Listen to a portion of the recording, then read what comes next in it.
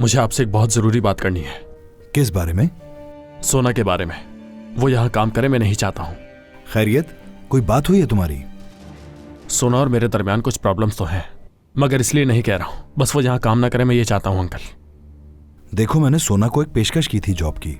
अगर वो कबूल कर लेती है तो फिर मैं मजबूर होऊंगा, उसे इनकार नहीं कर सकूंगा। तुम्हें अपना मसला हल करना होगा। क्या झगड़ा हुआ है तुम दोनों के दरमियान? देखो, सोना एक अच्छी लड़की है, सिर्फ अच्छी ही नहीं बल्कि शादी के काबिल लड़की है। उसने तुम्हारे लिए अपनी नौकरी तक छोड़ दी। इसका मतलब वो मुस्तकबिल में तुम्हारे साथ एक मुस्तकिल जिंदगी गुजारना चाहती है। समझ रहे हो मेरी बात? तो अली, ये बात मान लो कि तुम्हें एक अच्छी लड़की मिली है। शादी नहीं करनी मुझे अभी। मैंने आपसे भी कहा था कि सोना को इस तरह अपने घर डिनर के लिए इनवाइट मत करें।